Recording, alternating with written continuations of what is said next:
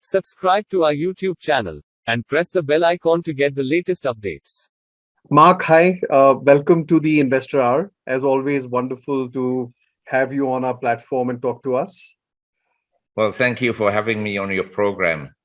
Great. So let's get started. I want to start with a little bit about your background. If you could talk to us about, where you grew up and what kind of, environment did you have in your house? In the sense, what were your parents involved in? I'm ultimately going to build this up to understanding how Mark became who he ultimately became. Okay, hold on 1 second. Yeah, I sure. just want to show you because. So I was born in Switzerland, Mhm. and on my mother's side, my grandparents, they owned a hotel. You can see here. Oh, wow. That's a very nice looking place and very well located. It seems to be at the Yes, foothills of it's a in mountain. Engelberg. It's Mhm. very popular nowadays, not because of the hotel, but Mhm. because of the air cable that leads to the Titlis. Okay. And it's very popular, especially with tourists from India, because they can go to Lucerne. And in Lucerne, they can enjoy the lake and the scenery of the mountains. And of course, the watch shops like Gübelin and so forth. Mhm. And then they can go up to the mountain, and this has an air cable. I think it's the only one in the world where the gondola rotates by 360 degrees. So if you're in the gondola, you can see them on all sides of the mountains. And it's a glacier mountain still. The glacier has shrunk, but it's still a glacier. Mhm. So that was on your mother's side, that's Yes, the and area on you my grew up? father's side, my grandfather was an engineer. He developed hydroelectric power installations, dams, and my father was a well-known orthopedic surgeon specializing in sports medicines. All the leading soccer players of Switzerland went to him, and the cyclists, several world champions, and so forth. And I'm the only one that went in the family ever into the financial field. And the reason was very simple. I wanted to leave Switzerland and go somewhere else and see the world. And I wanted to make some money. And after inquiring left, right, and center, I noticed that uh, in the 70s already, and it was a very bad time for the financial markets because by 1982, they were no higher than they had been in 68. And in real terms, in other words, inflation adjusted, they had declined by 70%. And the brokerage industry was in dire strait. So, but even then, people in the financial field made more money than other people. I think the conclusion is my boss, he used to say when I complained about the bonus, he said, look, Mark, these are very bad years, the year 73, 74, but we're still overpaid. He used to tell me, and I said, yeah, okay, I understand, which is true. And it's still the case. So when you were searching, like you mentioned, you wanted to get out of Switzerland, and you thought this was a great profession to be. Uh, did you come across anyone who influenced you, your thinking, to go down this path? Yes. A friend of mine, because I used to be in the Swiss ski team, alpine ski team, and he was also a ski racer, not in the team, but his father was a very famous businessman in Switzerland, very influential. And one of his friends was Sir Sigmund Warburg in London, who had an investment bank. Warburg no longer exists. I think it was bought out by one of the large banks. Anyway, he gave me an introduction to Sigmund Warburg. And so I went to see Sigmund. And we had a nice meeting. I mean, Sir Sigmund, he immediately told me, I admire your very unusual tie because I had a necktie with flowers. This was the hippie time in 68, 69. I admire your tie. And so he judged people mostly after a graphology test. So you had to write your name down. He would send it in to a lady. The lady was based in Switzerland. She would analyze your handwriting and send it back. So when I went for the second interview, he said, Mike, I'm not sure about investment banking, but we have an advertising agency. Maybe this is something that you would like to do. I said, no, thank you. I want to do investment banking. But I said, I cannot do investment banking with you because the salary you offering me is less than what my parents used to give me as a monthly allowance when I studied in London. So I would have to lower my living standards. And my parents, I cannot ask them for more money. I studied all my life, so I have to now do something. So, but because of this interview, I then met also some other people. And someone then told me, why don't you go and talk to White Wealth? They're expanding in Europe. This was a high-class WASP, a white Anglo-Saxon kind of boutique firm in America, investment banking firm. Very prominent people had been there from Boston, essentially the Boston aristocracy. And then, so they hired me and they right away sent me to New York. Afterwards, they asked me whether I would want to go to Hong Kong. And I said, yeah, sure. Even though I took a salary cut, but I wanted to learn and see Asia. And from the day I arrived, I was convinced that Asia was the area in the world, geographical region, that would grow economically a lot, because I saw that already then, and my father had experiences as a medical doctor, that more and more the state would interfere into private lives and private businesses with interventions that were left-leaning. So whereas if you look at India, from 1947 up to today, India has moved from the left socialist policies, policies of isolation, policies of self-reliance, to a market economy, to a meritocracy. You know, 1950, 1960, it was still high class, low class, caste system, and so forth. Today, this has largely vanished because we have new technologies where anybody can succeed and become wealthy, even he's not from the chosen few high-class people. So we've had in Asia a move towards the market economy, towards the capitalistic system. And in the US and Western Europe, we've moved into socialism, directly or indirectly. But we have socialist policies in the Western world. So which year did you move to Hong Kong? Which year was it? 1973. 73. So next year will be 50 years. Wow. I started to work in 1970. Wow. And I didn't know anything when I started to work. I had studied, but I didn't know anything.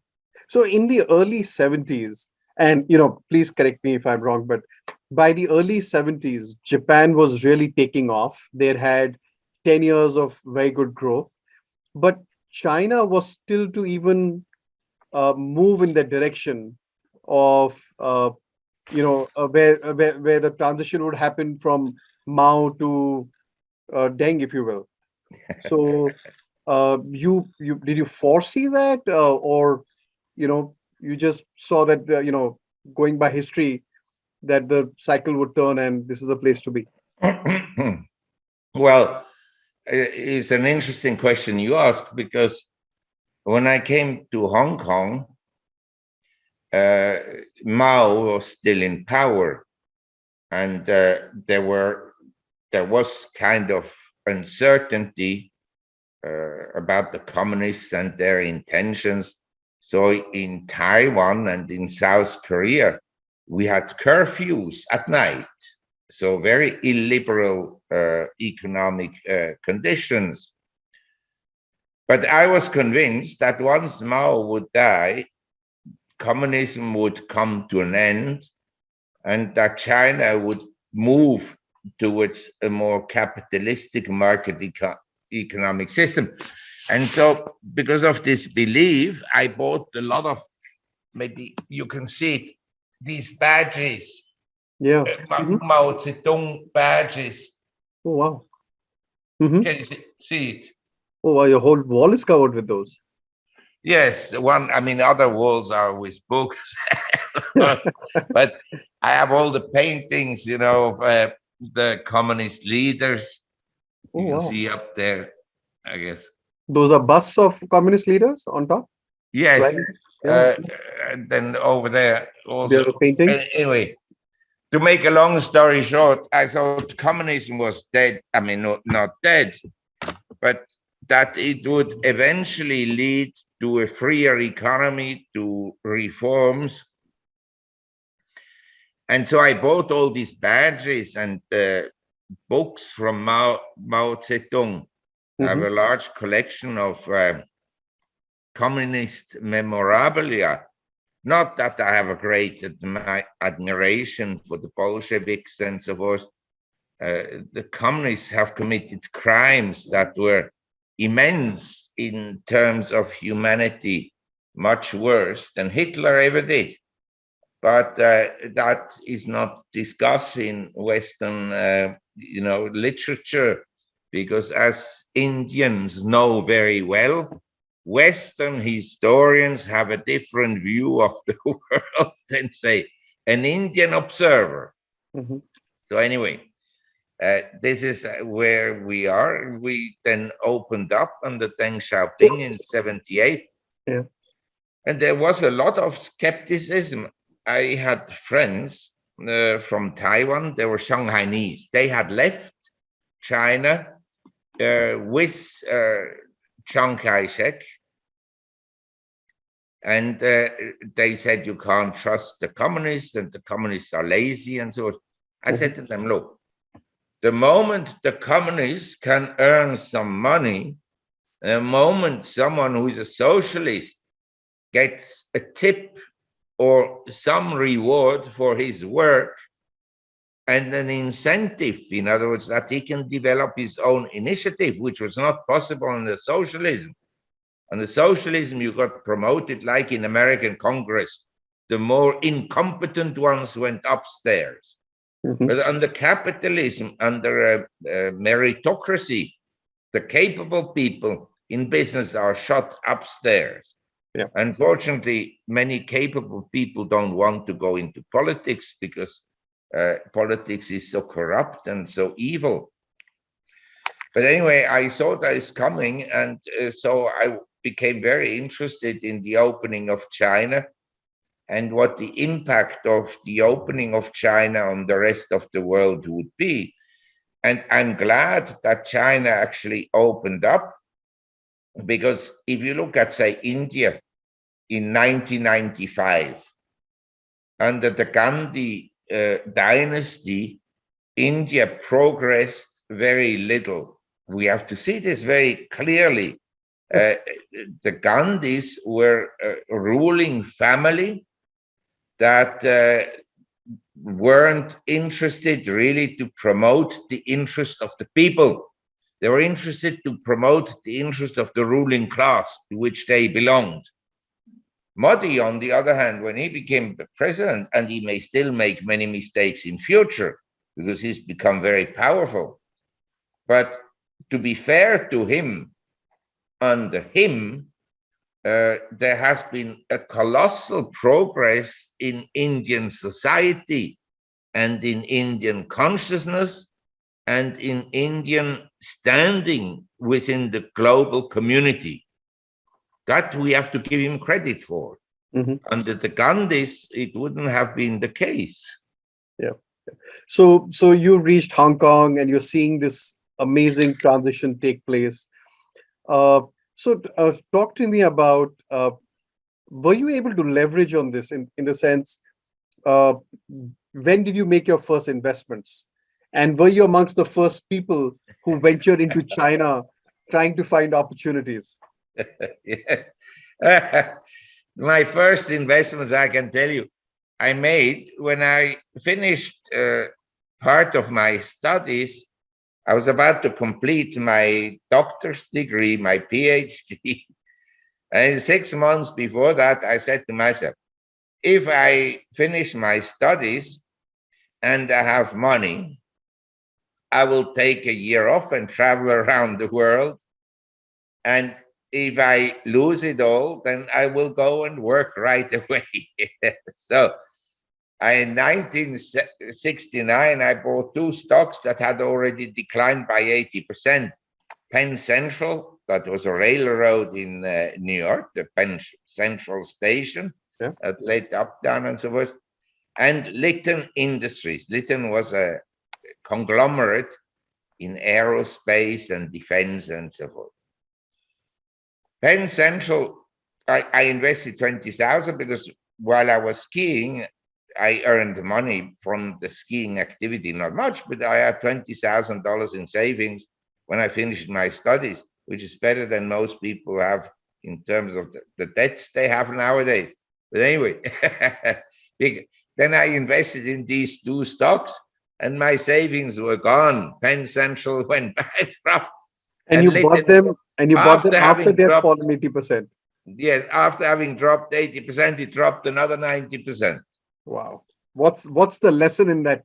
Then I went to work after that. That's the lesson. If you lose money, you better go and work. Yeah, you caught a falling knife, it appears. But I'd say the lesson is, when you look at stocks, we have a generation of people today. They were born, say, in 1990 to 2000. They're between now 20 to 30 years old. They've only seen markets going up. Of course, there were setbacks like 2000 to 2002, 2003, 2007 to 2009, and in February, March 2020, and just recently. But each time the markets went down, we had bailouts and we had money printing. So people are conditioned, okay, markets go down, you buy, and then it will go up again. I grew up in an environment where things went down and then they went down much more. They stayed down, yeah. And then a lot of, the favorite stocks, what people today would consider the great companies of the world, Google, Amazon, Facebook, and Apple, and so forth. At that time, there were Polaroid, Kodak, Xerox, University Computing, and so forth. Most of them have actually disappeared or are no longer great companies. Sears was one of the most popular companies to buy, but nowadays, what is Sears? What is J.C. Penney? And so forth. So it's interesting that there are periods of time when assets like the 19th century. I just read yesterday a study that shows that actually in the 19th century bonds performed better than what Professor Siegel suggests, and stocks perform not as well as Professor Siegel suggests, and so on, which I can subscribe, because if you look at Siegel starts his survey of the performance of American stocks around 1800. I forgot whether it's around 1795 or 1805, but around 1800. But in 1800, the majority of companies were banking shares. They all went bankrupt. in 1814, that recession. Then after 1830, a lot of stocks were canal companies. All of them, even the best, the Erie Canal eventually went bankrupt. All of them. So you understand, you have to reweight constantly the index, and the original companies that were then major companies, they no longer exist. Actually, most businesses that are completely legal no longer exist today, that were big companies in 1800, 1850. But there are some families that remain very rich, like the Rothschilds. You have to ask yourself, is the business of the Rothschilds always above board? I think you're referring to Jeremy Siegel, and I think the book he wrote was Stocks for the Long Run, Stocks for the Long Term. Correct, yes. Yeah. I guess that thinking found a ready market, and few would question it in an environment which was always pumped with money. And it's like it's a bias. You want to believe it, and because you can see it unfolding. But the point you're making is that what you've come across is that they may have overstated the fact that stocks do well and much better than bonds. And these days, because the proportion of people who are investing, because they haven't seen a real downturn, or they haven't probably read enough history, they underestimate the risk of investing in stocks, or they don't attach as much significance to alternate investments like bonds. I guess is broadly the point you're making. Well, may I recommend to your viewers and readers, Stan Druckenmiller recently had an interview, and he described exactly that. Normally in the past, because he started to invest in the late 70s, he said that in the past, whenever the stocks were weak, in a recession, bonds would rally. So you could make money in bonds.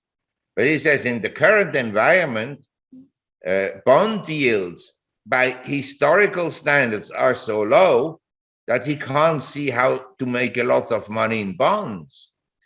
I have some bonds as a hedge against a serious market downfall and a recession, but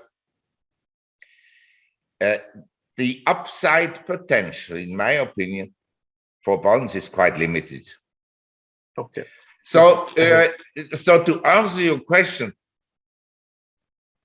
I think your viewers and readers should go back to elementary economics as they were formulated by Milton Friedman in numerous speeches, not one, numerous speeches in the 1970s. Keep the government small. Keep the government out of the economy, out of the market. Because once you get government interventions, by definition, most of the decisions the government takes are much worse than what the market would dictate. Yep. So you look as an example of this at Biden's policies. Everything he's touched has been made worse by his interventions. But everything, not one, is better than without an intervention. Just look at who is the Secretary of Transportation, the Secretary of Energy, and so forth.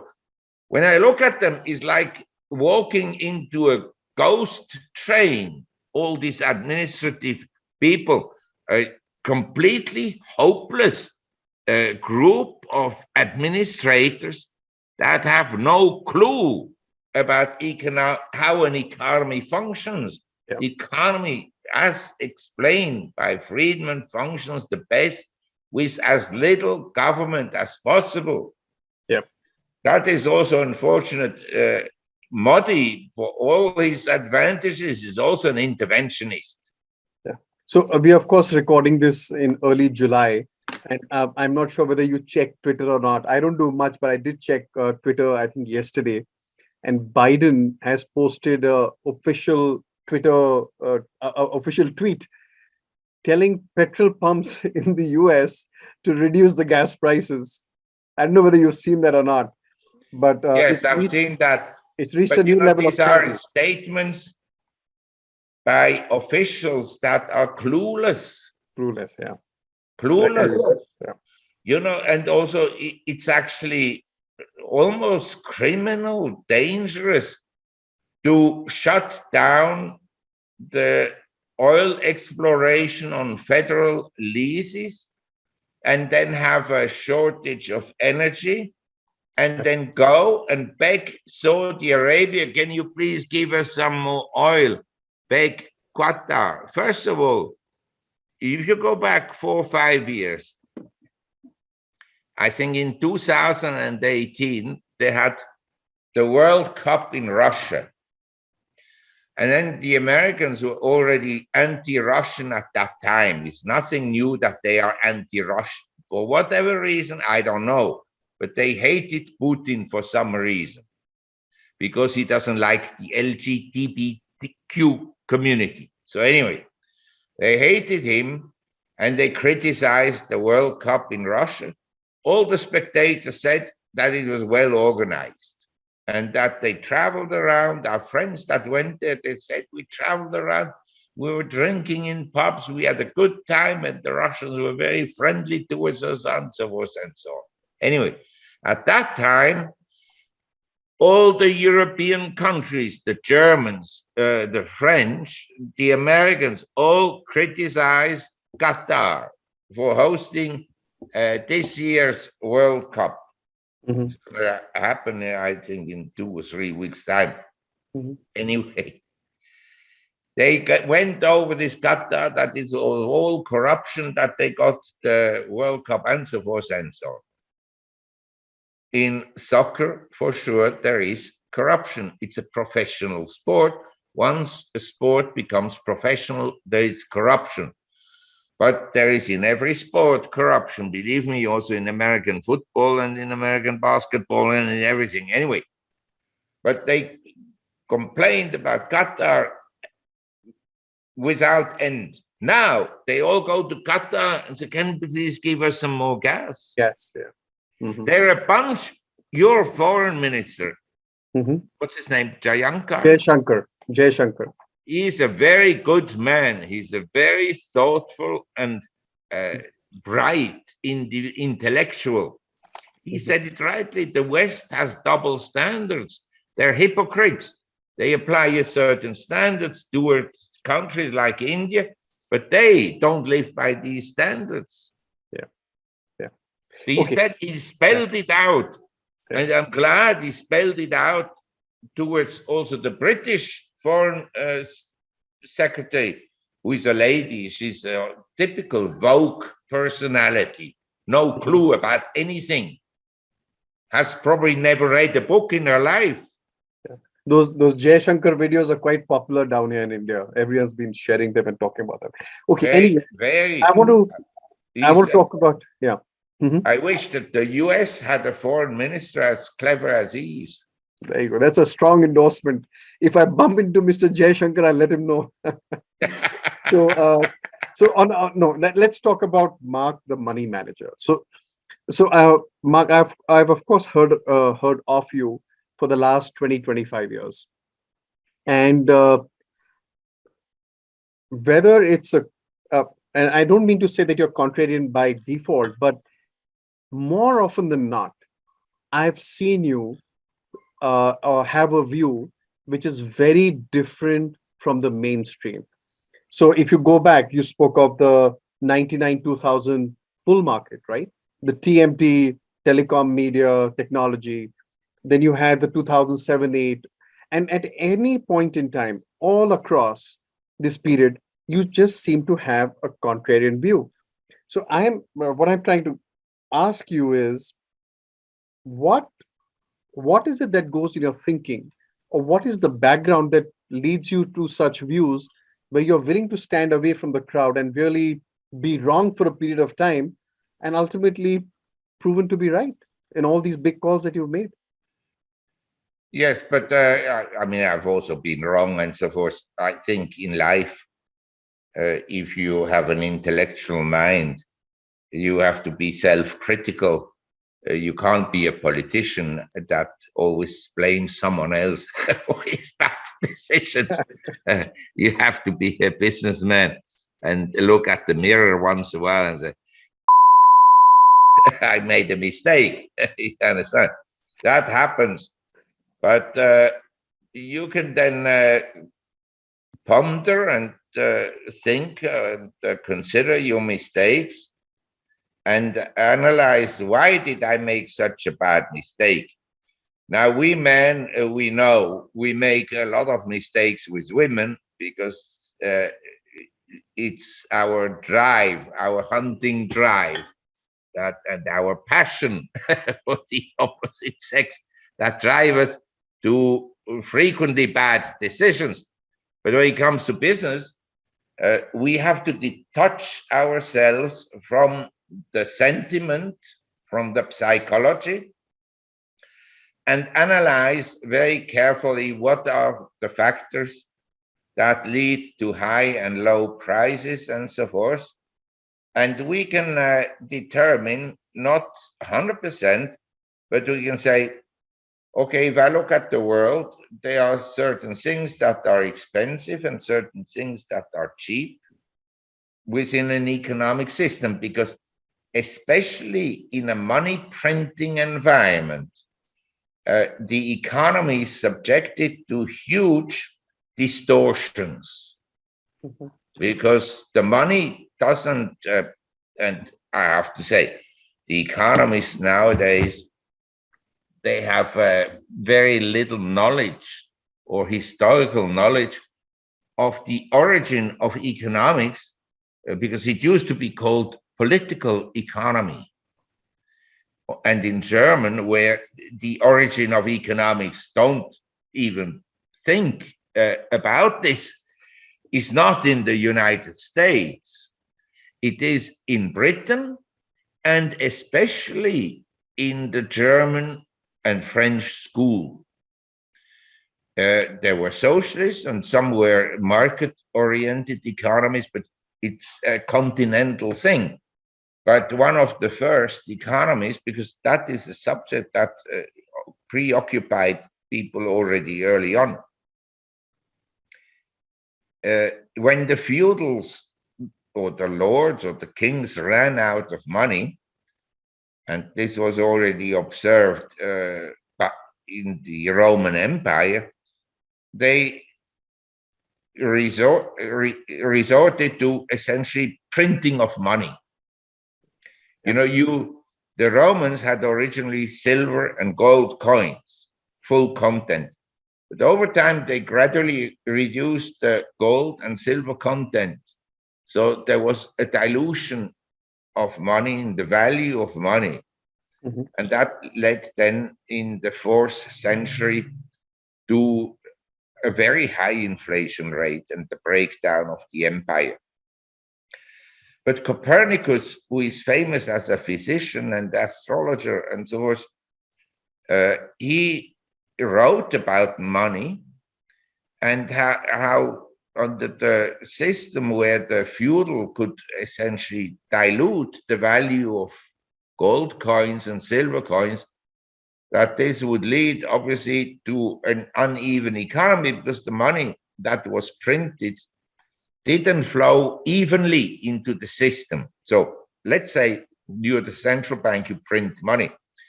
You can control the quantity of money, but you cannot control where it will go to. So as an example, if the Indian central bank, the Reserve Bank of India, were to print money, what usually happens is that the currency will weaken and then certain things will go up, like maybe real estate and maybe stocks, maybe bond yields will go up, and maybe consumer prices and so forth and so on. But we don't know exactly where it will flow to. Mm-hmm. But it's likely that in a money printing environment where you have a large financial market, say the Fed prints money. So what they do, they issue checks and they go and buy government bonds and mortgage-backed securities and so forth. So they retire some private debt, but they expand the quantity of money. And by doing so, the money flows first to financial institutions. So of course, the first beneficiary of money printing is the banking system, essentially. But you can't control it. And I always argued in the years 1980 to recently, say 2019, 2020, the money printing of the US and other central banks in coordination, the Bank of Japan and the ECB and so forth, that led to not a consumer price inflation, but to an asset inflation. You know, when I started to work in 1970, with my salary, it was inexpensive to live. I had a high purchasing power. It was inexpensive to buy a house, relatively speaking. Today, a young guy starts to work in Mumbai. With his salary, not in a million years will he able to buy an apartment in Mumbai. It's accurate, 100% accurate. That is a fact. So the central banks nowadays, they don't consider the asset inflation as being inflation. They will say, well, asset prices are going up because the economy is so good and so forth. You understand? They take credit for rising asset prices and say, our policies are successful, which is shown in the good performance of stocks. When the good performance of stocks has nothing to do with the performance or little to do with the performance, and it's mostly due to the printing of money. Now, of course, that stocks go down, they blame Putin. They don't blame their policies for it. So you understood this. Yeah. The government officials, one of the characteristics globally, but more so in the US than in other countries, is this hypocritical attitude and intellectual lack of integrity. Yeah. So let me ask you this. So this is your core thesis that you believed in and you've looked at since 1980. But what was the tipping point, if you will, that made you believe that the TMT bubble would burst, or the whole real estate mortgage-backed security would, the tipping point would tip over? So, well, I think I had identified a lot of markets that were very inexpensive in the 80s, which were the emerging markets, because in the 70s we had a crisis in emerging markets, and then in the 80s we then had in the US the Brady plan that essentially helped restart mostly Latin American economies. But by 85, 86, a lot of emerging economies, the assets were very, very inexpensive for a variety of reasons, but principally because the currencies had collapsed. And so I identified buying opportunities. The whole Philippine stock market, this is now a country, at that time it had about 60 million people. Now it's, I think, close to 100 or more than 100 million. But the whole market value of the Philippines was 500 million US. The whole market value of Argentina, the major agricultural producer in the world, was worth 700 million US. So there were some markets that were dirt cheap. So I said to myself, these are cheap markets. And by 87, I saw the US market was way, by historical standards, was very expensive. So I then issued a sell recommendation on US stocks. And then I saw that by 19 1989, Japan was 50% of the world's stock market capitalization. Everybody, the fund manager, you asked me early on, how do you become a contrarian investor and why? If you see a country like Japan, the size of Japan, 120 million people at the time, with poor demographics, that is worth 50% of the global stock market capitalization. And because of that, the fund managers, they say, well, we don't like Japan, but we cannot afford not to be in Japan, because if Japan goes up and we have no exposure to Japan, our clients will fire us. That is the reason. When the investment community argues this way, you know that something is wrong. They're not in the shares because they like the companies or because they like the valuation. They are there because they have to be there. Otherwise, they lose their clients. It's the famous Chuck Prince statement, right? Till the music is on, I have got to dance, Sure, I can't leave the floor. Yeah. And I know many That's friends, how they go very bankrupt. intelligent, successful managers. They lost twice their business almost. Jeremy Grantham is one of the large investors, successful investors in the long run, Contrarian buys. By 1999, 2000, his fund had shrunk by something like 70%, not because of poor performance, but because he wasn't in technology stocks. He was bearish about technology. Yeah, and I remember the criticism Warren Buffett got at that point in time for not buying technology stocks. So that was a crazy world. Okay, a bit earlier you alluded to we all make mistakes. So I'm wondering if you can tell us about one big investment that went wrong for you, and what was your learning and what came of it? Yes, I mean,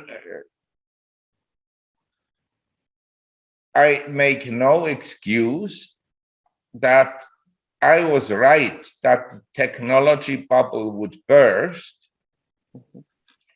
but because by shorting a year too early, I lost a lot of money. You shorted. You understand?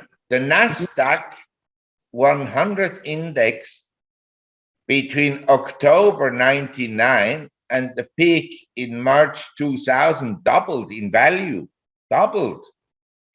So if you were short in October 99, that was by painful. March you were wiped out. So there I lost a lot of money. I mean, I always say this is the black spot in my investment career.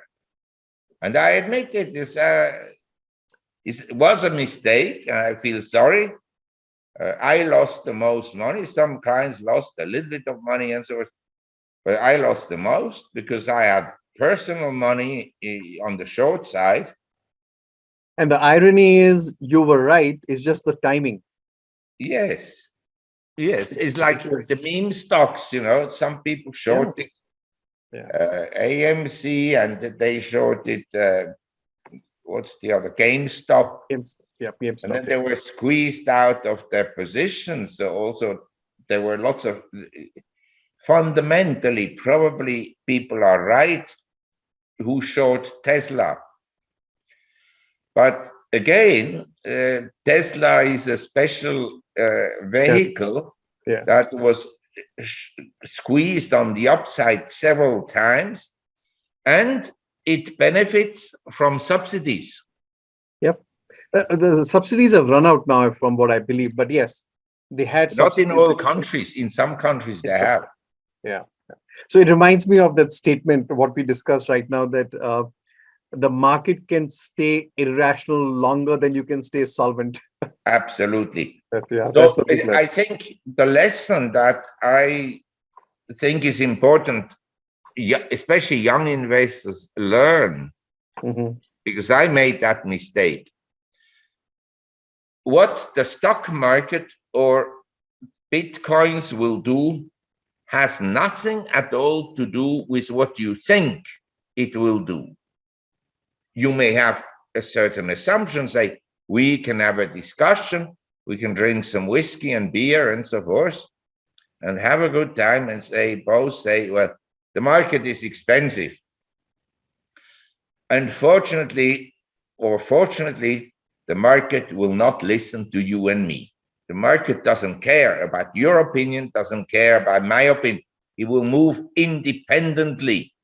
So as an investor, the lesson you learn is, yeah, I may be right, but I could be wrong. And I may be right in a year's time. I could be wrong for a year. So these are things that are very important to consider when you buy anything and when you short anything. Yeah. You could be wrong. Yeah. And to sit there and say, oh, for sure, Bitcoins will go up is the wrong attitude. It may go up under some conditions, and it may also go down substantially under some conditions. That's right. So when you're investing, you have to keep that in mind. You don't want to go bankrupt, or you don't want to play the lottery with all your wealth. Yeah. You don't want to do what I did after my studies. Stock, one went bankrupt and one was down 90%. Talking of allocation, a couple of years ago, maybe you recollect, we had a chat, and you said, excuse me, that what you figured out that the allocation that works best is 25, 25, 25, 25. 25 stocks, 25 bonds, 25 bullion, and 25 cash. Has your view evolved, or that's something that you still believe in? Well, since then, bonds became very unattractive in the summer of 2000, just after the COVID crisis erupted. Bonds rallied strongly. That was a period in time when stocks went down and bonds rallied. That's right. At the present time, both went down. Maybe in future, I believe, say, the recession that is coming is, or that we have already. The politicians will not tell you, but in the Western world, we are in a recession for most households. Not for the super rich, they can still buy Rolex watches.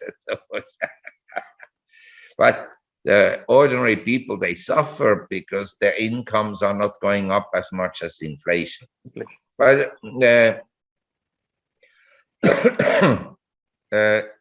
I believe that bonds are unattractive, but I hold some bonds. I just have reduced my allocation to bonds, and instead of the bond 25%, I have in the bond portfolio dividend stocks. Okay. Companies that pay dividends. But I have to say that in my scenario, things will get so bad that they will cut the dividends.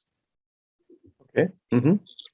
But then you look at the world and you say to yourself, is it safe to put all my money in cash?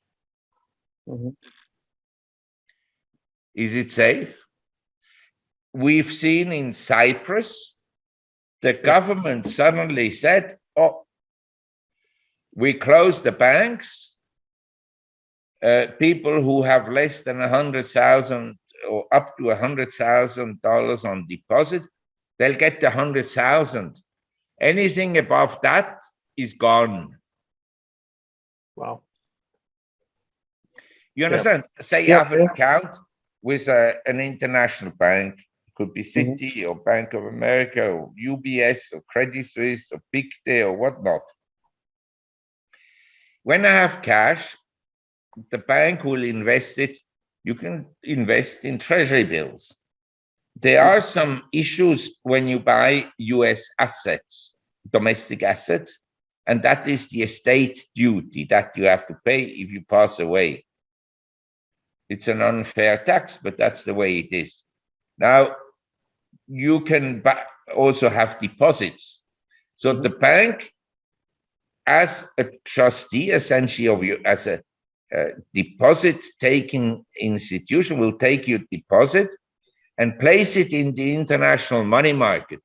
But in the contract between you and the bank, it says specifically that they're acting as an agent and they will not guarantee that deposit. So there is a risk.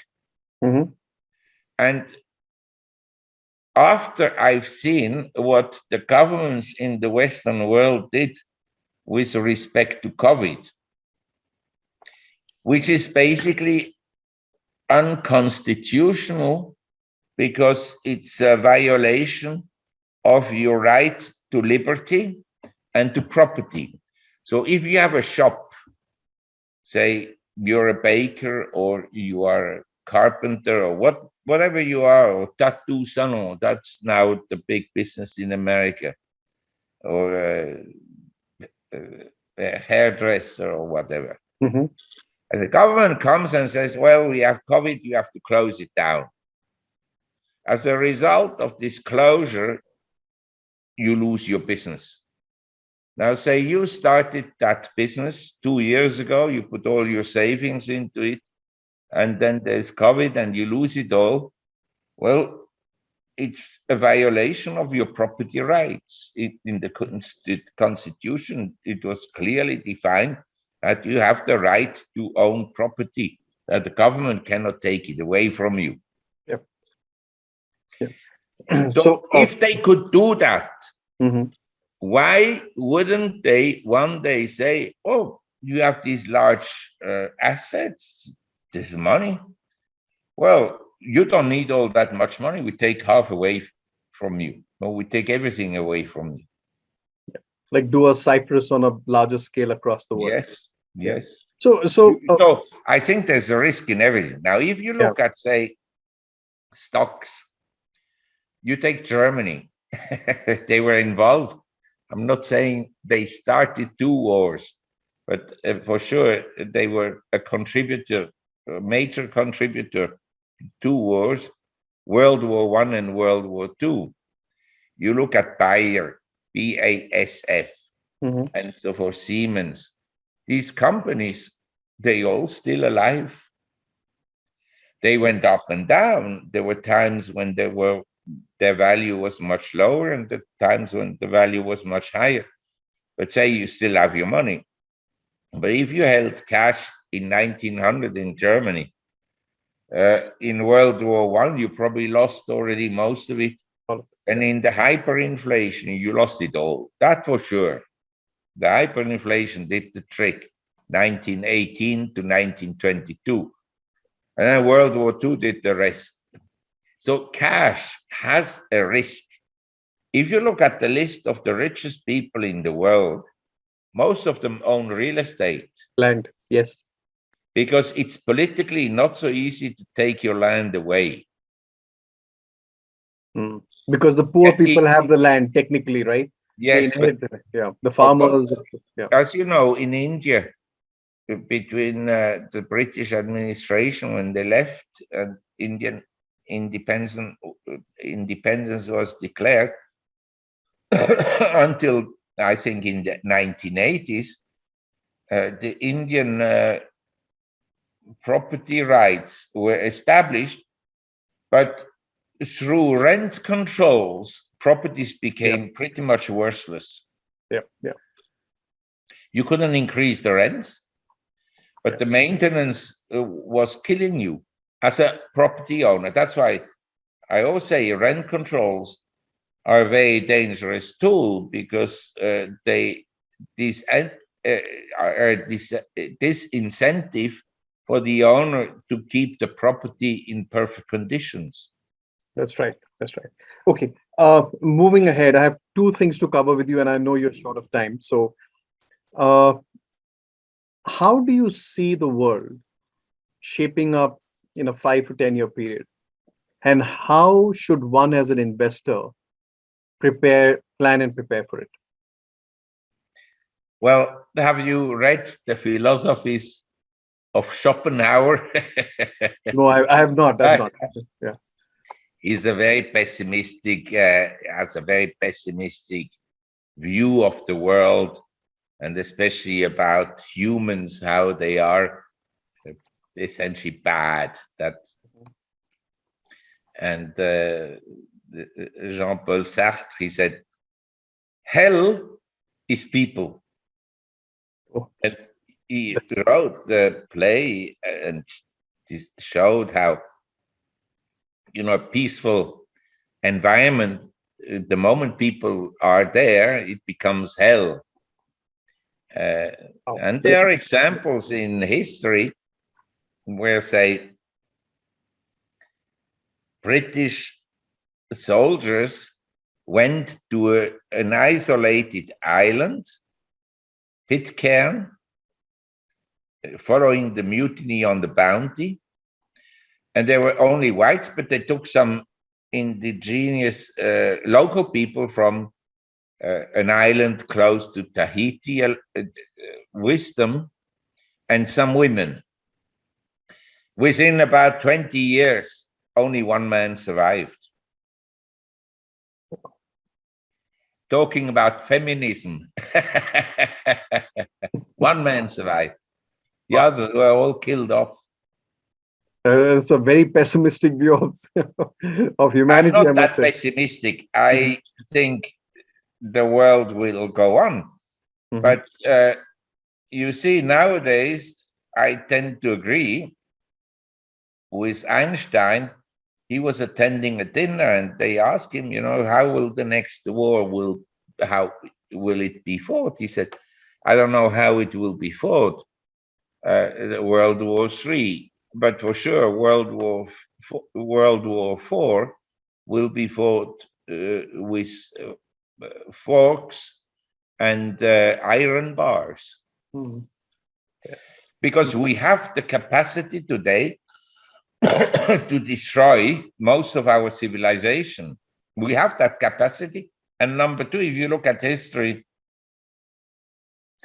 say, I believe that the Indian society is in an upswing, that the country will become more prosperous over time.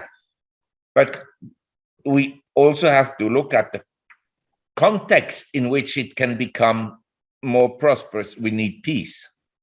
Yeah. If there is war, all bets are off. So how should an investor plan for this, Marc, when you're thinking 5, 10 years down the line? So I know one of your traditional points of, what you would, at least it comes across that you like is gold, right? Yes. But again, you ask me, how do you plan? Friedrich Hayek, he clearly spelled out the fact that how do you plan what the government does in a COVID crisis? A normal government would say, okay, we have a crisis, we have problems. We don't know exactly what the conditions are and what the factors are. Let's do as little as possible. But some governments don't do that. They say, shut down.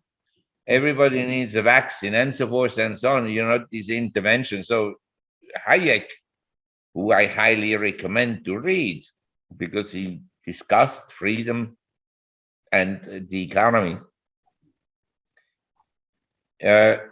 He says the more the state plans, the more socialist, communist an economy you have, the planning economy, the more difficult it is for the individual to plan, which is true. You have a free market, we can make a plan. You have government intervention.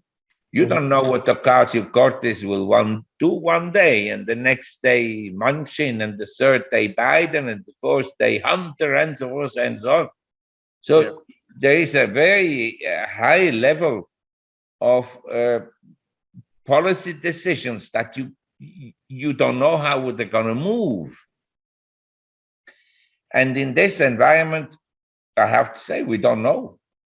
The best is to be, as I said, diversified. Now, for many people, it's not so easy because, if you have $10,000 in savings, How can you buy real estate in Australia and real estate in Sweden and real estate in Russia and real estate in China and in different states in India? Or how can you buy stocks in India and also some stocks in a bank in Hong Kong and another bank in maybe Singapore and Dubai and so forth? These are all things that are not easy to be implemented, but I suggest that we diversify, because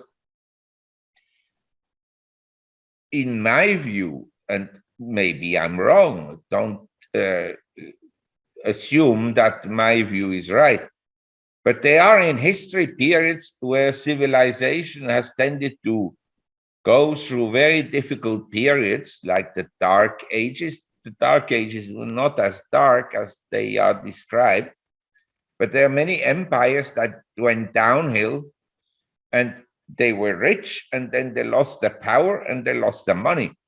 The richest country in the 16th century was Spain. It isn't the richest today. I guess Turkey at some point in time was very rich. India was very rich. Yeah, of course. In the year 1000, the Indian culture was well advanced compared to Western cultures. So the mantra is to diversify. Great. One final question, Mark, and then we'll let you go. Your thoughts on India. When you look at India, what do you think near term, long term? I'm not looking for an investment advice per se. I'm just trying to hear you on how you think about India, on what could happen. As someone who could see what was going to happen in China, let me put it that way. Well, we have to be again modest. But I had. You see, because we had the hotel, we had a lot of Indian guests in the 1920s already. The hotel was built in 1910. And so we had wealthy Indian customers, including some relatives of Nehru and so forth, that came to the hotel. And because of this connection that we had through the hotel, I went in 1973, after arriving in Hong Kong, on one of my trips back to Europe. On the way back, I stopped by in Mumbai and visited India. And I thought, this is now the country I want to invest money in. 1973. Yes, because I thought this is really bad. This is at the very early stages of economic development. All they need to do is change the policies a bit. The people are hardworking. The people are intelligent, compared to, say, nowadays you're not allowed to talk about the races. But Jefferson, he clearly thought that black people had an inferior brain to white people. The framers of the American Constitution, all of them had slaves, all of them. They were all rich people, all elites. So we have to see this very clearly. Anyway, I think Indians are hardworking people. If they are incentivized, they're very cultured and they're very moral. When you look at the religion, the way they essentially look at the world, not only from a materialistic point of view, but from a philosophical point of view, religious point of view. So I was very impressed by India, and I went many times back, even before I was invited to go to India on business conferences and so forth. I went many times back to look at the culture of India. I was very impressed. Of course, everybody goes to Rajasthan, which I also did, but then I went to southern India, and that impressed me, this deep religious thinking in the south, because they were never part of the Mughal Empire. They were always independent. They had fought off the Mongols. Yep. This is an achievement. That's why when you tell me, yes, it was a rich country. Yes, not only rich, but it was very well military-wise. Defended. Yeah. Yeah. Mm-hmm. The King Porus, he didn't win the battle against Alexander the Great in 323 BC, but he almost, I mean, it was an even battle. It's like Borodino for Napoleon. He won the battle officially, but it was a defeat for him because the casualties were so huge. It was a hard-won battle, and Alexander the Great, he lost his horse, his favorite horse, and King Porus, he lost his son. So it was for both parties a great loss. Mm-hmm. Mm-hmm. So, but I have a favorable opinion of India. I just think that the stock market is not very cheap. Mm-hmm. Okay. But I'm thinking, look, 5-10 years. Do you see that? Of course, there are risks, and like you said, you have to be realistic. Could go wrong, etc., etc. But do you see that India is finally doing the things that we probably should have done 20 years ago to lay the foundation for once in a generation kind of upliftment in the society over the next 10-20 years? Yes, I think there's no going back. I think the principle of meritocracy has been established. Mm-hmm. I hope that Indians realize that socialism is a bad idea. You have to have incentives for the population to work. You have to reward capable people, and you shouldn't punish people who are less capable. But you cannot reward everyone. There has to be people who make mistakes. It's like in the investment market. You cannot bail out people who make investment mistakes. You have to let them lose money. If you have 3 corporations and one is very well managed, prudently managed, and one is managed by someone who takes all the money out of the corporation, goes and gambles here and buys a golf course there and so forth, borrows money to do all this, and the market turns down and he goes bankrupt. It's not up to the government to bail him out. He should go bankrupt. Creative destruction. Bail him out is actually a disadvantage for the prudent businessman. Yeah, creative destruction, for whatever it's worth. Okay, Correct. so Marc, I need to ask you one final question. You spoke about all the Chinese memorabilia in your house, and we can see some bus in the background, Mao and all that. You did not yet tell us why you bought all this, because you say you didn't particularly believe in the philosophy, but well, because we had the hotel in Engelberg, I saw that the Swiss had posters to promote tourism.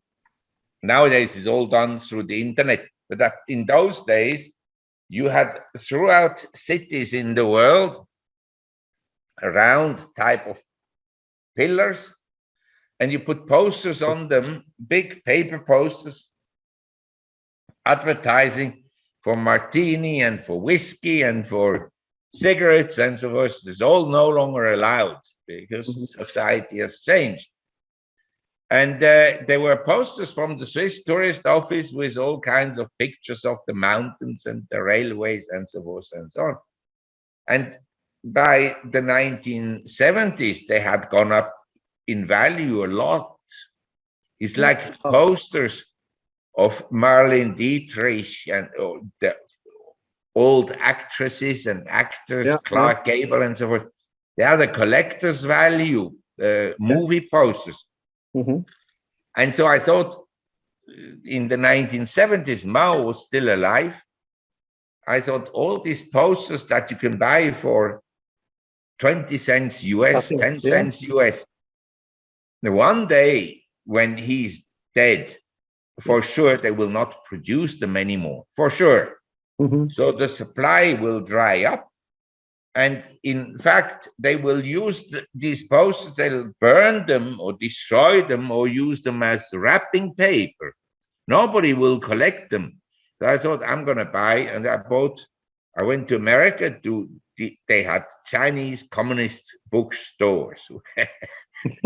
Communist literature was sold from Lenin and Stalin and all these characters, Trotsky and Marx. And then I bought some of these posters in America. I cleaned up 2 shops. Wow. And it wasn't a lot of money, each poster is 20 cents. So for 10 posters is $2. For 100 posters is $20. It's not a lot of money. And then in Hong Kong, they had large communist bookstores, and he always looked at me and said, "Why do you buy so many?" I said, "I like it." I didn't tell them about the investment value. And then I had this big collection, about 3,000 of these posters in paper. 3,000 posters. I beg your pardon? You had 3,000 posters at one point in time. Yes. But then Mao died, and immediately it happened what I had anticipated, that there was a movement against essentially continuing his production. And so I had an employee at that time. I told him, "Why don't you go once to China? And I want to buy some badges, the buttons which you put here. And I want to buy some paintings and the busts and so forth." So he started going, and then I bought altogether over a period of 1 or 2 years. We bought 330,000 badges. These buttons. And at that time, you bought them by Cathy is like a measurement in a bucket. You bought the bucket of badges. Nowadays, it's like with stamps. There are albums that describe each stamp and the value of each stamp. Now, they also have these catalogs, but at that time, they had no value. So that's how the collection expanded. And then I bought the first editions of communist leaders like Marx and Trotsky, and the earlier socialists like Proudhon in France, and Engels, and so forth and so on. So I have a large collection of communist memorabilia. Now, I'm not a communist, but I consider it a very important period in history.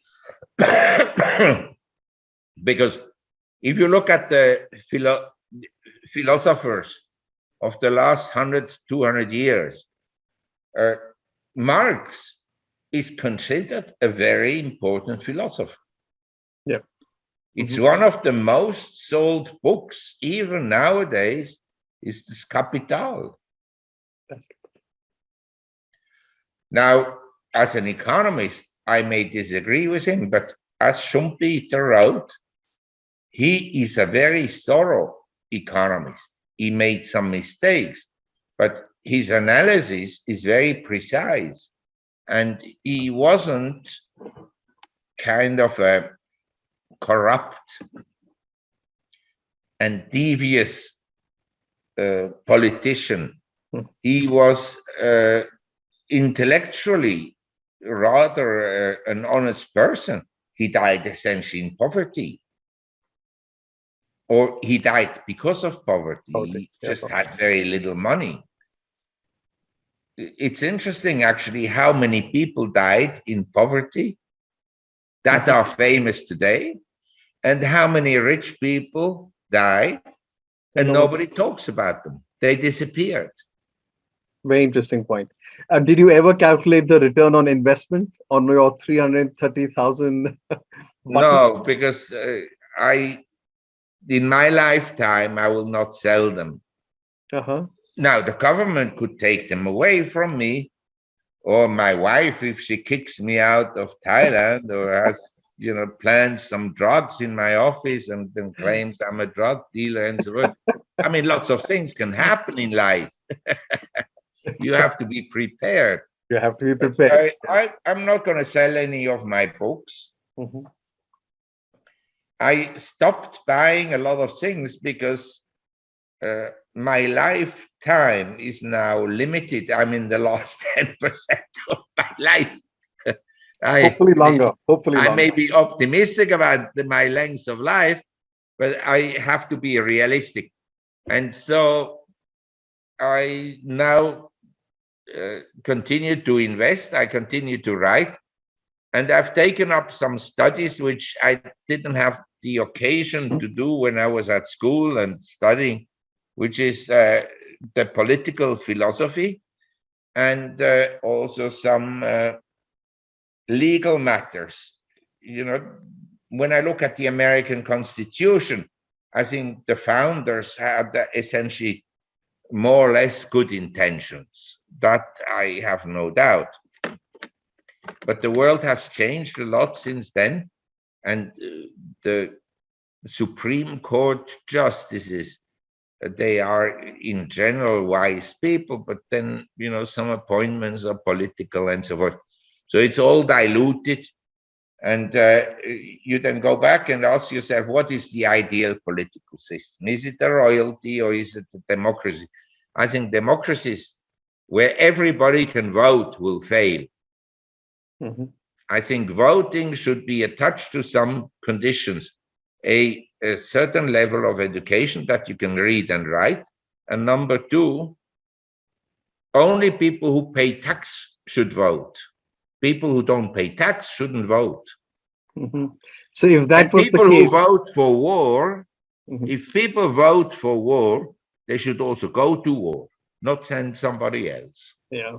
So if for whatever reason India was to implement that, the number of people voting would probably reduce from 1 billion to probably just 10 million because we are such a narrow tax base over here. Anyways, this may be, let's put it this way.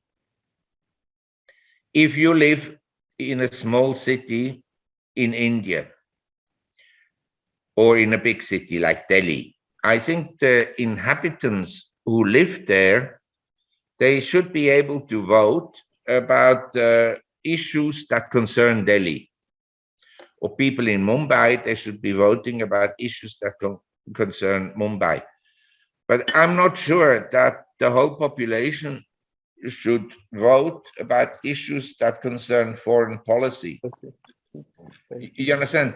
Yep. The relationship between different states. Right. Yeah. So I think we would have to define, like in Switzerland, everybody can vote.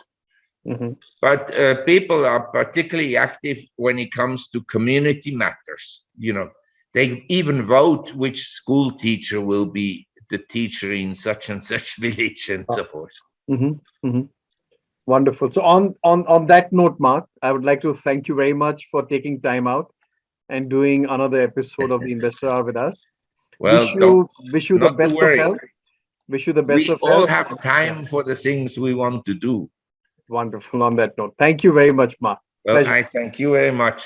Thank you. I wish you and especially your viewers and readers all the best. And we are moving into a difficult environment. But when I think of my grandfather who built the hotel, he built it in 1910, it was complete. They had to go through World War I, hyperinflation, the Great Depression, World War II. He only lived through headaches for tourism, and he survived. So we have people think that I'm a pessimist. I'm an optimist about survival, but I believe that we have to sometimes live under different conditions. Yeah. Thank you very much, Marc. Pleasure. All the best. Thank you. Bye-bye. Take care. Thank you for the interview. Thank you. Bye.